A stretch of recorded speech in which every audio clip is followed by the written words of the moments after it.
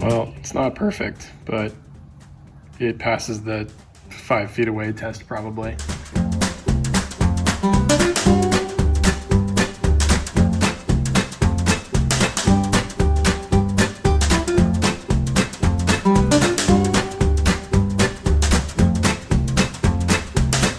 Getting help from my much more detail-oriented wife.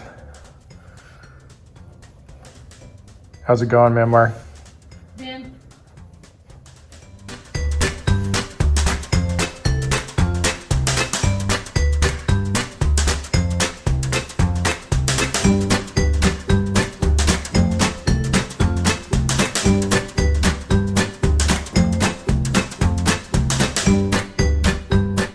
What's the worst letter, Myanmar?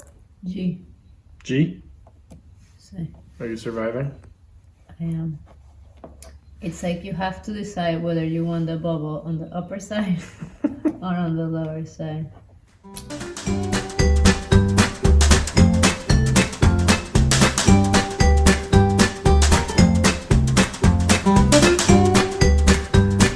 So it's probably hard to tell in the video, but this side, the driver's side, definitely looks significantly better than the passenger side, which I did. I should have had my wife do both sides. Of course.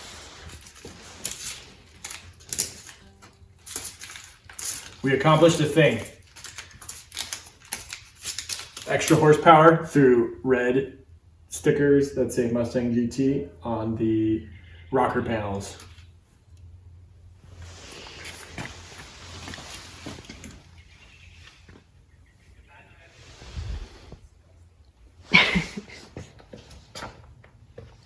This is the passenger side.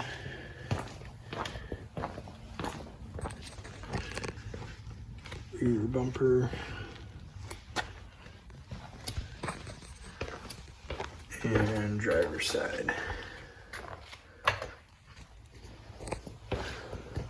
Unfortunately, I have not been able to do the molding stripe tape yet because I don't have a heat gun to properly remove the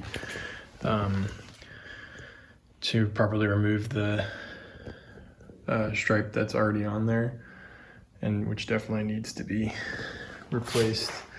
But I'm gonna hopefully be able to get one of those soon and get that taken care of and have at least the red details looking a little bit nicer. So it's definitely not perfect, but it'll work. I mean, as you can see, this bumper has some damage just above the stripe, and then also down around the decals, and then over here it's pretty bad. I'm thinking this is definitely going to need to be replaced, so it doesn't need to look perfect for now. But yeah, really looking forward to eventually having the stripe looking a lot cleaner, and then also having a bumper that's not quite as busted up, but definitely not a priority right now. On the subject of stickers, I also have these security, something alarm security, residential and business specialist sticker on both of the quarter panel windows, and they look like they've been on there for who knows how long. I was able to pull off part of them, but they clearly are stuck on there. I gotta do something, I might need to use a heat gun on that too, or try to use some sort of goo removal. That's another thing I'd like to get done because it kind of looks a little funky on the outside. It's the next day, and I'm excited because I got a few small things in the mail for the Fox body. Let's take a look. So here I got the T50 Torx bit that I need so I can finally replace the inner seatbelt sleeves on the Fox body. So that's exciting. Small thing, but still cool. I got a fender well protector hardware set. This is so when I get the fender well cleaned up, I can put it back in with less problems. Let's see, what else? Also got the hardware for the intake box. This is just two small things, but the ones that I have are kind of driving me crazy, so I wanted to get something new. And then also have the hood rubber bumper kit. These pieces I think are actually okay as they sit, but the ones that are on the front apron definitely could be replaced. So yeah, try and get a few small things done today since the weather's pretty nice. And yeah.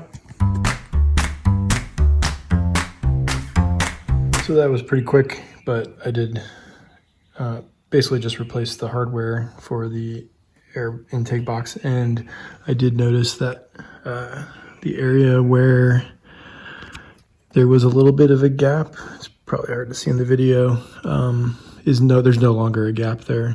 The next thing that I need to get fixed, this has been another small thing that's been driving me crazy, is the sleeves for the inner seatbelt buckle, or inner seatbelt piece. You can see this one's pretty bad, and the driver's side is also pretty bad. So I picked these up. I think I got them also from LMR.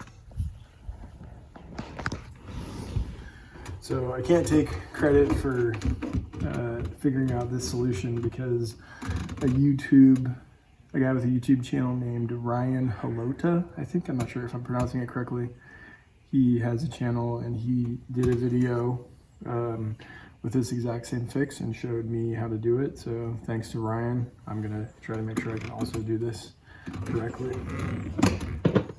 I think I need a shorter T50. Fuck. This is gonna be harder than I thought it would. We're gonna have to try something else.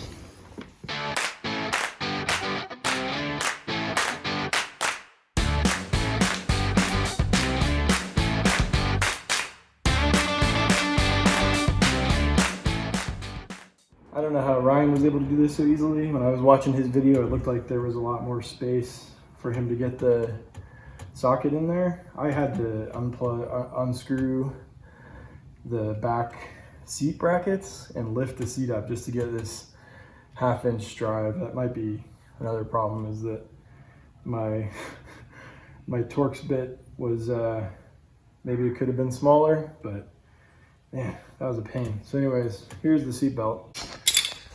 And here's what came out of the car. You can see a bunch of chunks of plastic and a goldfish that's probably like 10 years old.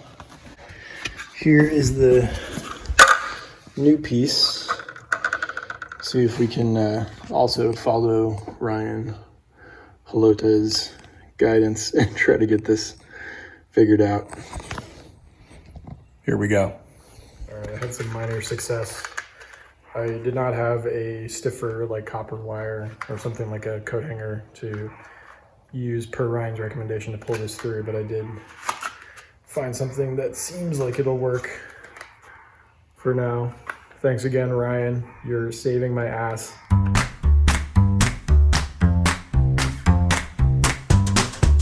So as you can see, the inside seatbelt buckle sleeve is in much better condition, although we'll see how long it lasts, because I do think it's kind of a flimsy piece of plastic, so fingers crossed. So I just noticed something. Let's see what we got here.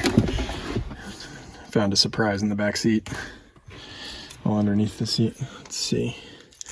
Keep away from children. Matches from D.D. Bean & Sons in Jaffrey,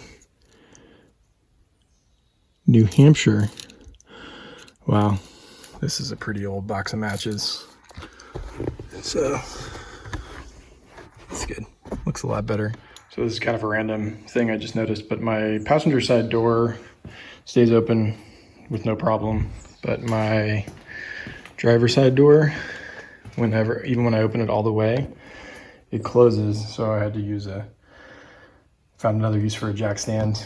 MacGyver moves. Wow, so it seems like, I wonder what the deal is, because my driver's side it moved forward like a good 2 or 3 inches further than the passenger side.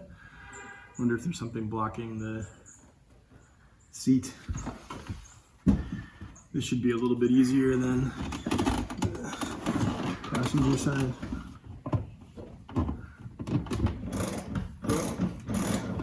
Whew. Uh-oh. My jack stand idea failed me. So much for my MacGyver moves. Okay, it looks like I have a wire for the seatbelt sensor. So that took a lot less time. It's not completely in pieces, only slightly better shape than the other one. Whew. So this side was way easier, even with the existence of this wire, which I believe is the sensor that tells you if your seatbelt is not buckled. I'm not sure if it's actually worked yet. This one isn't in as bad a shape, but I had to use the garden tool of destiny to get this open. Now I just got to find a way to put the new one on. Where is it? Somewhere. Okay. Okay.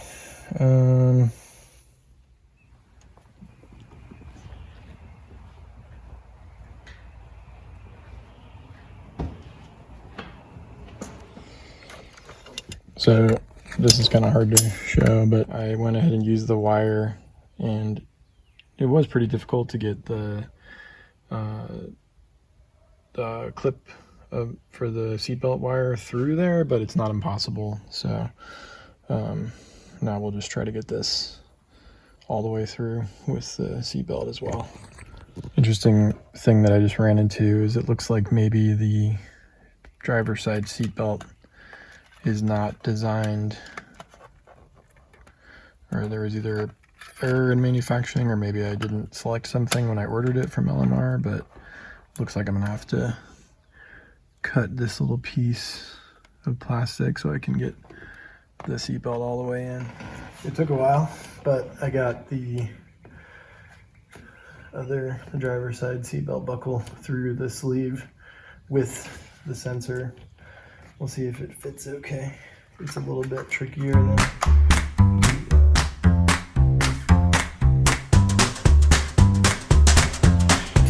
with the old, in with the new. We'll see how this works out. See? Oh yeah. I'm not sure if the wire is placed the way that it should be. I have to mess around with that a little bit, but we got 2 new seatbelt sleeves. One more thing accomplished. Small victories. So far, the biggest pain in the ass that I've had to deal with today is trying to get these hood bumps from the front part off.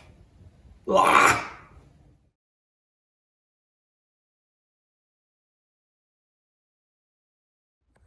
So here is the old one, looking pretty bad.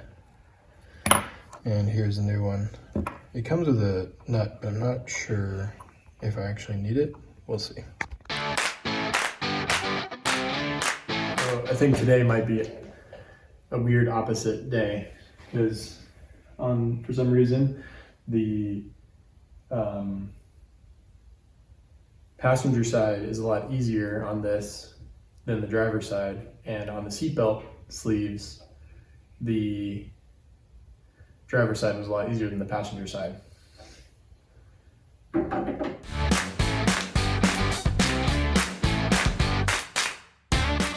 So here are the new bump stops or bumpers, whatever you want to call them.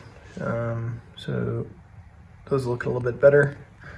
And we got the hardware updated for the factory airbox.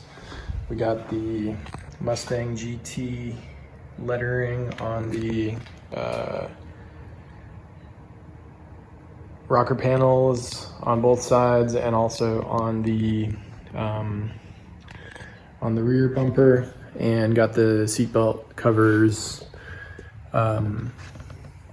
replaced, the inner seatbelt sleeves replaced. So fairly productive part of the weekend so far. I got a few other things I got to do now, but I'm going to be back at it again tomorrow, trying to get a few more things done on both the Fox body and the Coyote, the black car, aka the Dude Stang. Thanks for watching. If you like my channel, please subscribe. If you are on Instagram, I'm on there, Taco Potato Mustang, and feel free to check out my website, tacopotatomustang.com. Peace.